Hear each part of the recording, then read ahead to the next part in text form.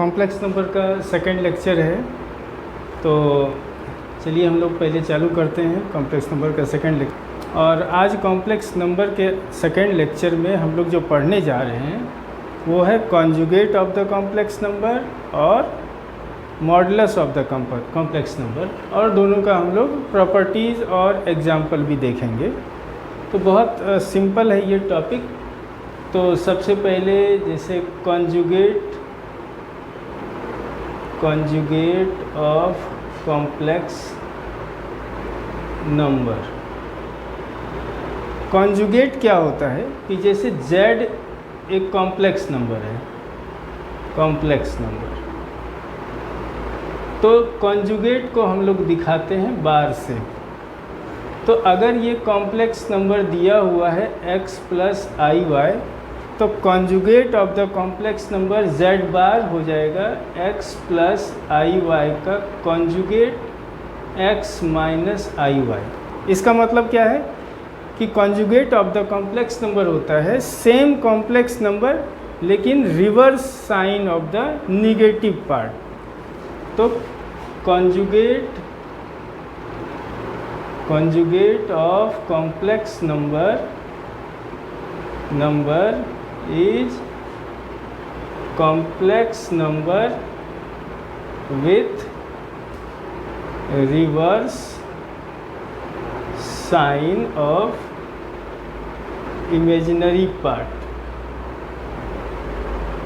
तो देखो, अगर कॉम्प्लेक्स नंबर हमारा 3 माइनस 4i है तो conjugate of the complex number क्या होगा? 3 माइनस 4i का कॉन्जुगेट। तो reverse sign of the imaginary part, real को कुछ भी नहीं करना है। तो 3 प्लस 4i। एक चीज़ ध्यान रखना है कि अगर a बाई बी के फॉर्म में है कॉम्प्लेक्स नंबर तो कोशिश करना है पहले उसको a प्लस आई बी के फॉर्म में ले आने का। जैसे कॉम्प्लेक्स नंबर दिया हुआ है 1 plus i by 1 minus 2i, find z conjugate. तो क्या करते हैं कि सबसे पहले हम लोग z को 1 plus i by 1 minus 2i into 1 plus 2i by 1 plus 2i rationalise कर लेते हैं, ताकि हमारा मैंने पहले क्या बोला था, denominator should not be complex number. तो कभी भी डिनोमिनेटर में कॉम्प्लेक्स नंबर नहीं लेना है। तो क्या हो गया 1 plus 2i plus i plus 2i square upon a plus b into a minus b, 1 square minus 2i का स्क्वायर। तो क्या हो गया 1 plus 3i minus 2i square minus 1 पहले बता चुका हूँ, बाय 1 माइनस 4i स्क्वायर, आई स्क्वायर माइनस 1। तो क्या हो गया -1 प्लस 3i बाई 5। तो -1 बाई 5 और 3i by 5 a plus i b के फॉर्म में आ गया, रियल और इमेजनरी के फॉर्म में आ गया। अब हम लोग आसानी से इसका कॉन्जुगेट निकाल सकते हैं। जैसे -1 बाई 5 प्लस 3i बाई 5 का कॉन्जुगेट। तो इसका क्या हो गया -1 बाई 5, रियल में कोई भी चेंज नहीं आया, -3i बाई 5। ये आंसर हो गया हमारा। अब देखो इसमें तो पहले हम लोग कुछ इसका प्रॉपर्टी देख लेते हैं, फिर आगे बढ़ते हैं हम लोग क्वेश्चन में। तो प्रॉपर्टी इसका क्या है कि जैसे देखो कितने भी कॉम्प्लेक्स नंबर हो, जैसे z1 प्लस z2 का कॉन्जुगेट हो जाता है z1 conjugate plus z2 conjugate, z1 minus z2 का conjugate, z1 conjugate minus z2 conjugate. कितने भी, अब ये देख लो, इसमें मैंने 2 ही दिया। ऐसा हो सकता है कि z1 plus z2 plus zn का कॉन्जुगेट तो अलग अलग हो जाएगा, plus z2 conjugate plus z3 conjugate plus zn conjugate. कितने भी हों उससे कोई फ़र्क नहीं पड़ता। अब देखो, अब इसमें क्या है कि तो देखो Z1 क्या है, मान लो कि Z1 हमने ले लिया x1 प्लस IY1 और Z2 क्या ले लिया x2 प्लस IY2। अब देखो अगर हम लोग Z2 लेने की ज़रूरत नहीं है और Z ही लो, Z कॉन्जुगेट ले लिया x माइनस IY। अब अगर हम लोग Z प्लस Z कॉन्जुगेट करते हैं तो क्या हो जाएगा, x plus IY plus x minus IY, ये ख़त्म हो गया 2x। और हम लोग क्या पढ़े थे, x क्या है real part of the complex number और y क्या है imaginary part of the complex number. तो ये क्या हो गया 2 रियल z। इसी तरह z माइनस z कॉन्जुगेट क्या होगा, x plus IY minus x minus IY। तो x कैंसिल हो गया 2IY, तो 2I imaginary part of complex number. y imaginary part है और y को इमेजिनरी पार्ट को दिखाने के लिए I यूज़ होता है। I इमेजिनरी पार्ट नहीं है, सिर्फ वो दिखाने के लिए होता है। अब क्या हो गया z इक्वल्स z कॉन्जुगेट अगर हम लोग करें तो क्या रिजल्ट आएगा, x plus IY equals x minus IY। x तो कैंसिल हो गया, तो 2IY equals 0, that is y equals 0। y 0, अगर कॉम्प्लेक्स नंबर में y पार्ट 0 हो गया तो बचा क्या, x पार्ट। x पार्ट क्या है रियल, तो z इज प्योरली रियल, ऐसा हो जाता है। अच्छा दूसरा, और z, अब इसको ध्यान से देखो कि z इक्वल्स z कॉन्जुगेट जो लिया था हमने, इसी तरह z equals minus z conjugate, तो ऐसा हम लोग बोल सकते हैं z plus z conjugate equals 0 है अगर, तो क्या हो जाएगा z इक्वल्स z कॉन्जुगेट है तो x plus IY plus x minus IY equal 0, तो y तो कैंसिल हो गया, 2x equal 0, that is x equal 0। अब क्या हो गया, रियल पार्ट 0 हो गया, मतलब बचा क्या, इमेजिनरी पार्ट। तो z is purely imaginary, z purely imaginary हो गया। अब इसी तरह देखो इसमें प्रॉपर्टी बनाने की बात है कि बहुत सारे z इस तरह से कुछ भी दे सकता है, लेकिन ये मेनली यही है। अब क्या करते हैं देखो प्लस वाला जैसे ये किया था, इसी तरह क्या है कि z1 इंटू z2 का कॉन्जुगेट अगर हम लोग लेते हैं तो z1 conjugate into z2 conjugate, तो इसमें बहुत सारे ले सकते हैं, zn तक भी ले सकते हैं, तो सारे अलग अलग कॉन्जुगेट हो जाएंगे। और z1 बाय z2 का conjugate, z1 conjugate bye z2 conjugate. इसमें ध्यान रखना, इसमें जो मैंने बोला कि z1 into z2 into zn का conjugate, z1 conjugate, z2 conjugate, zn conjugate, इस तरह होता है कॉन्जुगेट का। अब इसका हम लोग एक एग्जांपल देख लेते हैं। जैसे इसको हटा देता हूँ,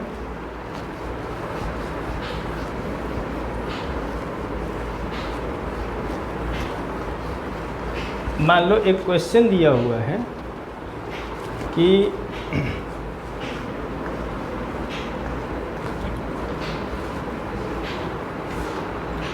x plus IY to the power कुछ भी ले लो 17 इक्वल्स a प्लस IB, तो पूछेगा find y plus IX to the power 17। तो इस तरह के जो क्वेश्चन आएंगे, देखो इस तरह के क्वेश्चन हम लोग कॉन्जुगेट से ही सॉल्व करते हैं। क्या करेंगे, दोनों साइड हम लोग कॉन्जुगेट ले लेते हैं, x plus i to the power 17 का conjugate a plus i b का कॉन्जुगेट। और ये जो है ना, जैसे z to the power n का, ये ध्यान रखना इसको, z to the power n का कॉन्जुगेट जो होता है z conjugate to the power n होता है, ये इम्पॉर्टेंट है। तो ये क्या हो गया, कॉन्जुगेट अंदर चला गया, तो x प्लस आई का conjugate to the power 17 equals a minus i b, x minus i y to the power 17 हो गया a माइनस आई बी। अब देखो y प्लस, यहाँ ये ध्यान देना है, y प्लस आई एक्स, तो देखो y कब आ सकता है, जब i से अगर मल्टीप्लाई हम लोग कर दें इस साइड, तो यहाँ क्या हो जाएगा, i square minus 1 minus minus plus हो जाएगा और ये आई एक्स होगा। तो हम लोग i से मल्टीप्लाई कर, अंदर 17 टू दी पावर 17 है, अंदर भेजने के लिए किससे मल्टीप्लाई करना होगा, i टू दी पावर 17 से। हम लोग क्या करते हैं, दोनों side i to the power 17 से मल्टीप्लाई कर देते हैं। i to the power 17 x minus i y to the power 17 equals a i to the power 17 और minus i b into i to the power 17, ऐसा कर दिया हमने, दोनों साइड मल्टीप्लाई कर दिया। i अंदर चला गया, तो i टू दी पावर 17 अंदर गया तो क्या हो गया, i अंदर गया, तो i x minus i square y to the power 17 और i टू दी पावर 16 कितना हो गया 1, तो i टू दी पावर 17 क्या हो गया i, तो a i, और यहाँ क्या दे दो देख लो, ये b i to the power 18। अब ये क्या हो गया, y plus i x to the power 17 equals, और ये 18 क्या होगा, 4 4 जा 16, वो तो 1 हो गया, आई टू दी पावर 4 का 4, 16 1 हो गया, आई स्क्वायर बचाओ, आई स्क्वायर क्या होता है -1, तो हम लोग क्या हो गया, ये प्लस हो गया, तो ए आई प्लस बी,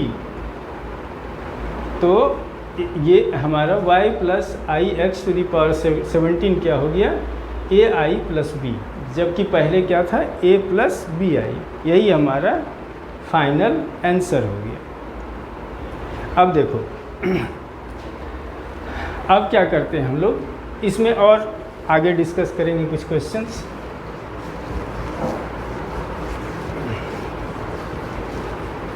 अब देखो इसमें जो मैक्सिमम क्वेश्चन जो कॉम्प्लेक्स नंबर में पूछा जाता है, उसमें कहीं ना कहीं तुम्हें मॉडुलस और आर्गूमेंट का यूज़ होता है। हम लोग पहले मॉडुलस देख लेते हैं जो बहुत इम्पॉर्टेंट है। Modulus of complex number. Modulus को हम लोग कैसे दिखाते हैं, मॉडुलस ऑफ z इज ऐसा, मॉड, जैसे मॉड हम लोग पढ़ते थे। लेकिन यहाँ मॉडुलस का मतलब क्या, कोई तुम्हें पूछेगा कि what do you mean by modulus of complex number, तो मॉडुलस ऑफ कॉम्प्लेक्स नंबर क्या होता है कि ये जो हम लोग जैसे कोई भी कॉम्प्लेक्स नंबर, इसको अभी बताऊंगा मैं कि इसको, इस प्लेन को क्या बोलते हैं, इसको अभी क्लास के लास्ट में बताते हैं। तो जैसे z इक्वल्स दिया हुआ है x प्लस आई वाई, तो ये होता है इसमें x, ये होता है y, तो ये मान लो x प्लस आई वाई को हमने ऐसे इंडिकेट किया यहाँ पे, तो ये इतना दूर हो गया x, ये हो गया x और ये हो गया हमारा y, ऐसे मिला दिए ऐसा, तो ये क्या हो गया, हाइपोटेनियस हो गया। तो हाइपोटेनियस क्या लेते हो तुम, root under x square plus y square. ये जो रूट अंडर कॉम्प्लेक्स नंबर को जो हमने एक प्लेन पर लिया, जब कॉम्प्लेक्स नंबर को किसी प्लेन पर लेते हैं, जैसे कोऑर्डिनेट ज्योमेट्री में हम लोग क्या लेते हैं, कोऑर्डिनेट प्लेन पर लेते हैं कि कोऑर्डिनेट प्लेन। कोऑर्डिनेट प्लेन मतलब क्या होता है, इधर हम लोग एक्स एक्सिस लेते थे, इधर वाई लेते थे, और जैसे 2 3 दिखाना है तो ऐसा 2 3 दिखा देते थे, और ये हमारा हाइपोटेनियस हो जाता था, ये 2 और ये 3। सेम चीज़ है, बिल्कुल सेम है। तो z equals x plus i Y को जिस प्लेन पर दिखाते हैं हम लोग, उस प्लेन को बोलते हैं कॉम्प्लेक्स प्लेन या अर्गंड प्लेन या गॉसियन प्लेन। ये जो हम लोग ऐसे दिखाए, इधर ये हुआ हमारा रियल एक्सिस और ये हमारा हो गया इमेजिनरी एक्सिस, इमेजिनरी एक्सिस। और इस प्लेन को, जिस प्लेन पे कॉम्प्लेक्स नंबर को दिखाया जाता है, उस प्लेन को बोलते हैं complex plane. Plane is called, जिस प्लेन पे कॉम्प्लेक्स नंबर को दिखा रहे हैं हम लोग, कॉम्प्लेक्स प्लेन, प्लेन और गॉसियन प्लेन और अर्गंड प्लेन, जिस पे हम लोग इसको दिखा रहे हैं। तो ऐसे x प्लस आई वाई जो दिखाते हैं, ये x प्लस आई वाई, तो इसको हम लोग x कॉमा वाई ले लेते हैं। x हो गया रियल एक्सिस, y हो गया इमेजिनरी एक्सिस। तो ये जो हमने दिखाया, ये हो गया रियल हो, x हो गया इतना सा, और इमेजिनरी प्लेन पे ये हो गया y। ऐसे दिखाते हैं हम लोग, यही हमने यहाँ दिखाया।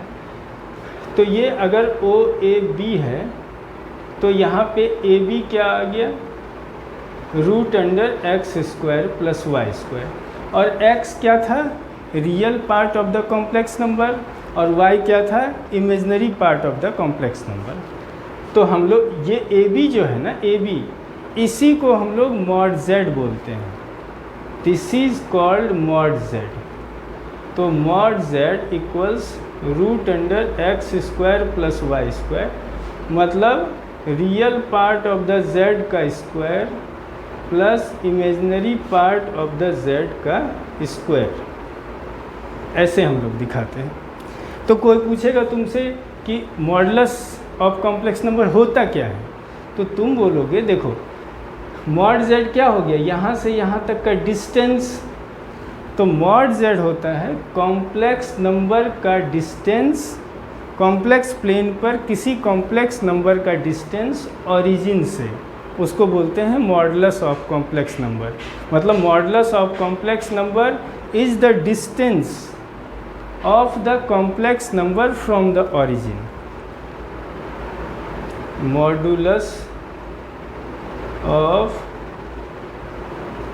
Complex number is distance of complex number from origin on complex plane।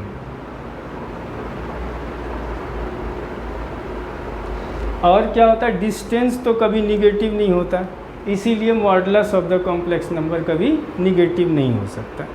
तो अब इसका हम लोग प्रॉपर्टीज़ और कुछ एग्जाम्पल देखते हैं जो बहुत इम्पोर्टेंट है। तो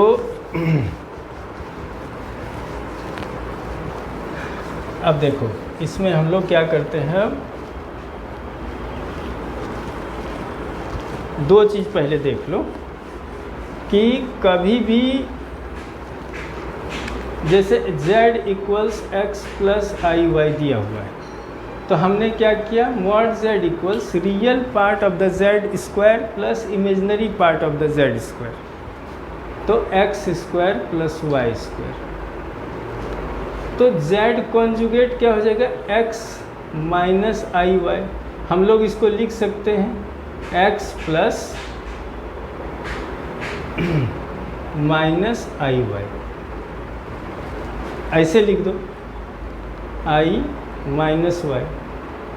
मतलब क्या हो गया, रियल पार्ट क्या हो गया x और इमेजिनरी पार्ट हो गया -y। तो z कॉन्जुगेट का मॉडुलस क्या हो जाएगा, x square plus minus y का square, that is x square plus y square. Same हो गया। अगर हम लोग माइनस जेड लें तो क्या होगा, minus x minus i y. इसको हम लोग लिख सकते हैं minus x plus i minus y. तो माइनस जेड का मॉड क्या हो जाएगा, माइनस एक्स का स्क्वायर प्लस माइनस वाई का square, x square plus y square. Same हो गया। इसीलिए क्या बोलते हैं हम लोग कि modulus of z is same as modulus of conjugate of complex number is same as negative of complex number. तीनों सेम ही होता है। अब देखो एक चीज़ सबसे इम्पॉर्टेंट मैं बताने जा रहा हूँ, जो मैंने पिछले क्लास में वैसे बताया था कि z मॉड z का स्क्वायर जो होता है वो z कॉन्जुगेट होता है। मैंने पहले बताया था कि जैसे इसको कैसे निकाला था पिछले क्लास में भी। एक मिनट देख लेते हैं। 1/z क्या होता है, 1/x प्लस आई वाई। इसको हम लोग रेशनलाइज कर लिए,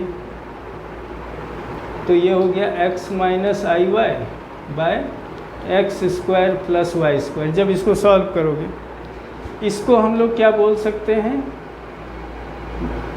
conjugate of complex number by mod complex number का स्क्वायर, क्योंकि मॉड z क्या होता है, root under x square plus y square.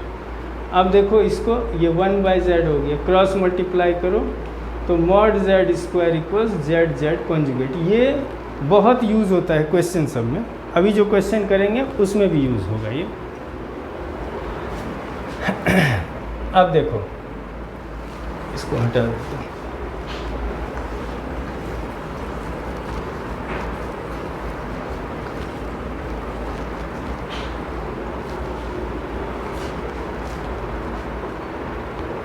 Z1 into Z2 का modulus, Z1 modulus Z2 modulus, जैसे कॉन्जुगेट में बताया सेम इसमें भी है।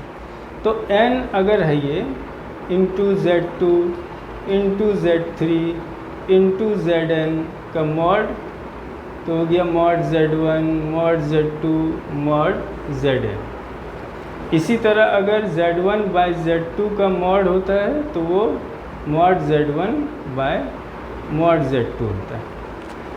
एक इसका एग्जाम्पल देख लेते हैं पहले। देखो अगर ऐसा दिया हुआ है 1 plus i 1 plus 2i 1 plus 3i 1 plus ni equals x plus i y, तो पूछेगा तुम्हें 2 इंटू 5 इंटू 10 का वैल्यू क्या होता है, वो अभी पता चल जाएगा।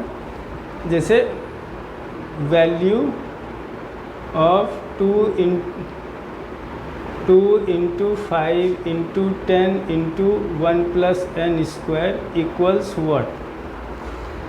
जब कोई कॉम्प्लेक्स नंबर इस तरह से सॉल्व हो जा रहा है तो दो ही टाइप से सॉल्व होता है, या तो उसका कॉन्जुगेट लेके, उससे भी बता दूंगा। अभी मॉडुलस पढ़ रहे हैं, मॉडुलस बता देता हूँ। दोनों साइड मॉडुलस ले लो, 1 plus i 1 plus 2i 1 plus 3i 1 plus ni equals x plus i y. अब अलग अलग इसको कर सकते हैं हम लोग। 1 plus i 1 plus 2i 1 plus ni equals x plus i y. ये क्या हो गया, real part square plus imaginary part square. इसमें इमेजिनरी कितना, ये क्या है 1i, तो 1 हो गया imaginary part. 1 square plus 1 square का root over 1 square plus 2 square का root over 1 square plus n square का root over x square plus y square का रूट ओवर। ये देखो यहाँ रूट तो नहीं है, दोनों साइड स्क्वायर कर लिया हमने। स्क्वायरिंग बोथ साइड्स तो क्या हो गया ये 2 × 5 × 10 1 + n² = x² + y²। ऐसे सॉल्व करते हैं सबको। अगला देखते हैं हम लोग, इसको ठीक से देख लो। अब एक जैसे एक बहुत फेमस क्वेश्चन है कि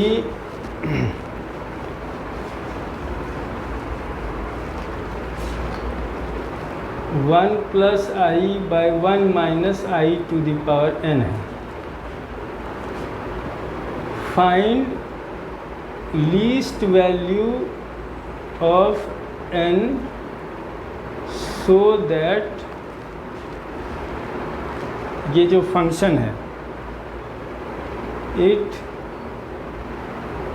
बिकम्स कोई भी रियल नंबर या पॉजिटिव रियल नंबर, वो हम लोग अभी देख लेते हैं।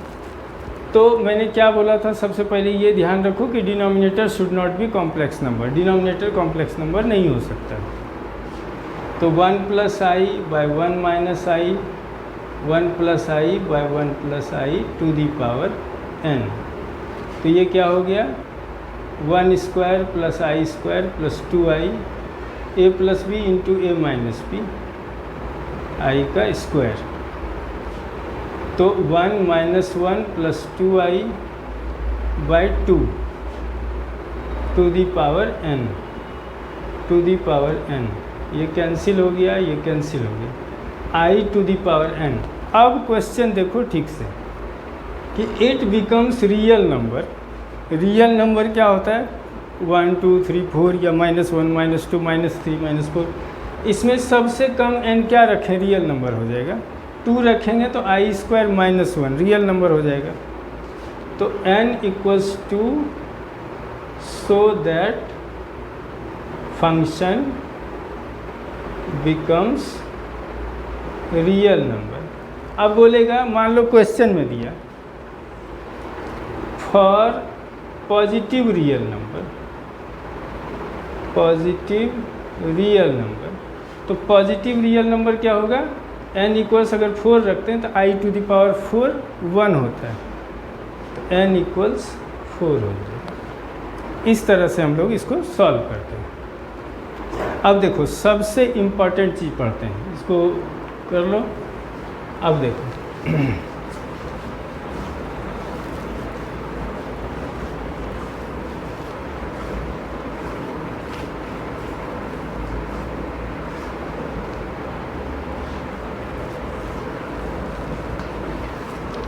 देखो 4 फार्मूला हम लोग देखते हैं।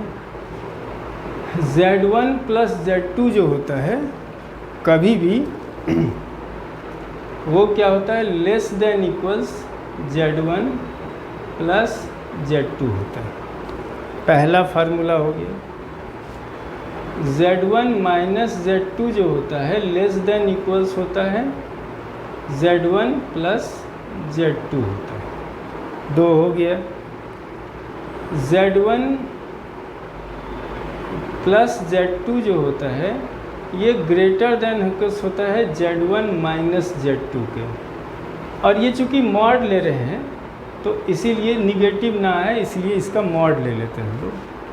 और Z1 - Z2 greater than Z1 - Z2। ये 4 फॉर्मूला।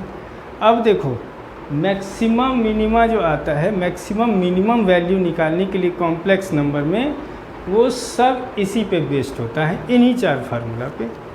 अब कोई भी एक क्वेश्चन हम लोग देख लेते हैं। जैसे दिया हुआ है minimum value of Z plus minimum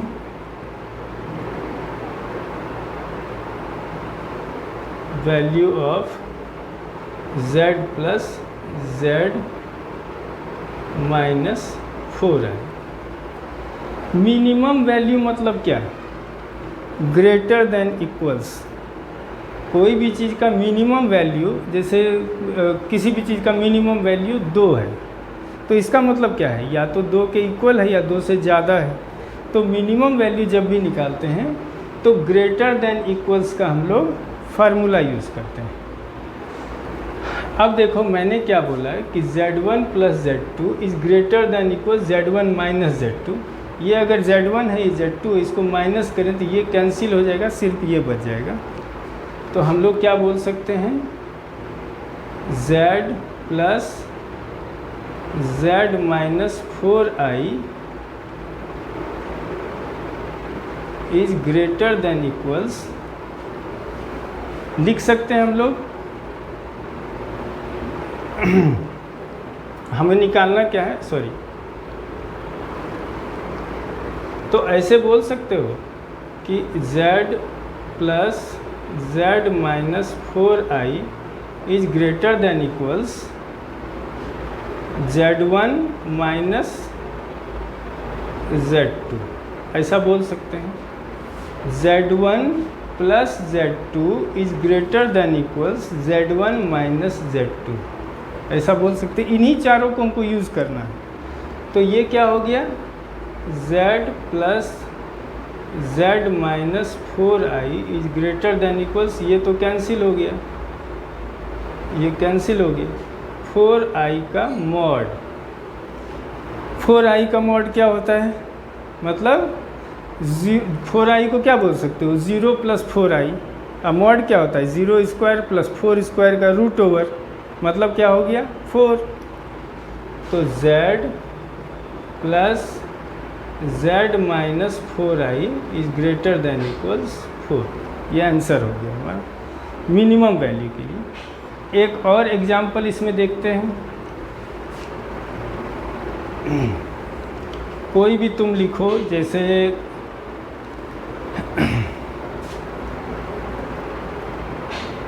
greatest and least value of Z1 plus Z2 का मॉड इफ कुछ भी दिया हुआ है, Z1 इक्वल्स दिया हुआ है मान लो कि 4 प्लस 3i और Z2 दिया हुआ है 2। ग्रेटेस्ट वैल्यू के लिए लेस देन इक्वल्स और लीस्ट वैल्यू के लिए ग्रेटर देन इक्वल्स। अब ये Z1 प्लस Z2 को हम कैसे लिख सकते हैं, Z1 plus Z2 is less than equals Z1 plus Z2, ऐसा लिख दिया। तो Z1 plus Z2 is less than equals, Z1 क्या है 4 प्लस 3i प्लस 2 का मॉड। तो Z1 प्लस Z2 का mod is less than equals 4 square plus 3 square का रूट ओवर 5, 5 प्लस 2। तो Z1 plus Z2 is less than equals 7 हो गया। ये लेस देन इक्वल्स 7 मतलब ग्रेटेस्ट वैल्यू हमारा क्या हो गया 7। अब इसको क्या करेंगे हम लोग, दूसरा क्या बोला मैंने, ये देखो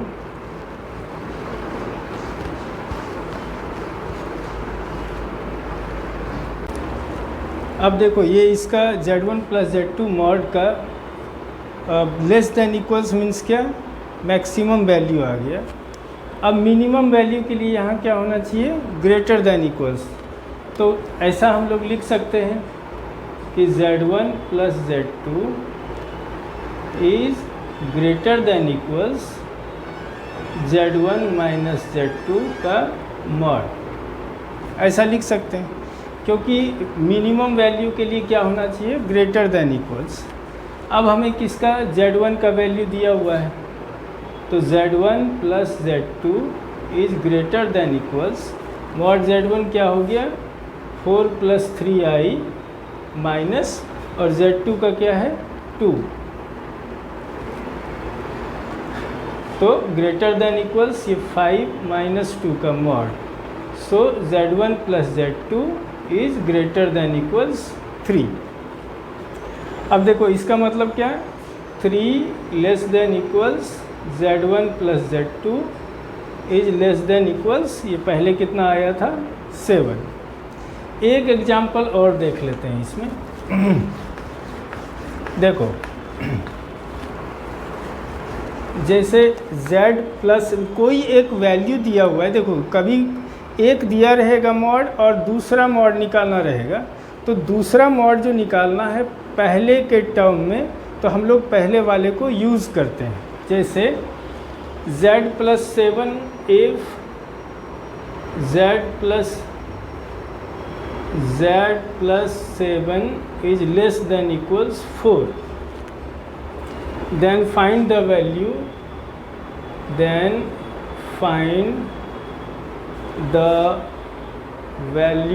of z प्लस 3।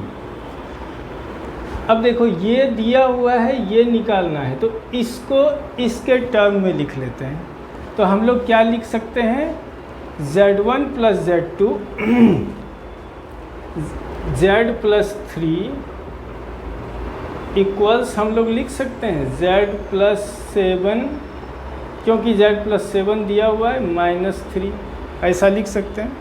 मतलब z प्लस 7 -3 और मॉड z1 माइनस z2 क्या होता है, greater than equals z1 minus z2 होता है। वो हमने फार्मूला में लिख दिया था। तो इसको लिख सकते हैं that is less than equals, अच्छा इसको ऐसे लिख लेते हैं, z प्लस 7 का वैल्यू दिया हुआ है और इसका ये अच्छा 3 निकालना है ना, सॉरी, तो 4 लिखेंगे, 4, तो ऐसा लिख दिया। अब ये क्या होता है, z प्लस 7, इसको ऐसे लिख सकते हैं x प्लस 7 प्लस -4, ऐसे लिख दिया, क्योंकि हमें वैल्यू ऑफ इसका निकालना है। सिर्फ वैल्यू निकालना है z प्लस 3 का, तो मैक्सिमम ज़्यादा से ज़्यादा वैल्यू निकालना रहेगा या कम से कम वैल्यू निकालने का रहेगा, दो में से एक चीज़ दिया रहेगा। तो इसमें मान लो कि फाइंड ग्रेटेस्ट दिया हुआ है, ग्रेटेस्ट, तो ग्रेटेस्ट दिया हुआ है मतलब क्या, लेस देन इक्वल्स लेना होगा। तो इसको लेस देन इक्वल्स के टर्म में कैसे लिख सकते हैं, less than equals z plus 7 plus -4, ऐसा लिख सकते हैं, क्योंकि z1 plus z2 is less than equals z1 plus z2। अगर लीस्ट वैल्यू दिया रहता तो greater than equals z1 minus z2 लेते, हमने पढ़ा हुआ है फार्मूला में। तो लेस देन इक्वल्स क्या हो गया, z प्लस 7 का वैल्यू दिया हुआ है 4 प्लस 4, तो z plus 3 is less than equals 8। ये हो गया हमारा ग्रेटेस्ट वैल्यू। देखो ये तो मॉडुलस का हो गया। अब नेक्स्ट लेक्चर में जो सबसे इम्पॉर्टेंट है हमारा, वो आर्गूमेंट या एम्पलीट्यूड निकालना। आर्गूमेंट एम्पलीट्यूड, क्योंकि उसी पे डी मोइवस थ्योरम है, बाकी सब थ्योरम है, तो वो नेक्स्ट लेक्चर में हम लोग पढ़ते हैं। ठीक है, थैंक यू।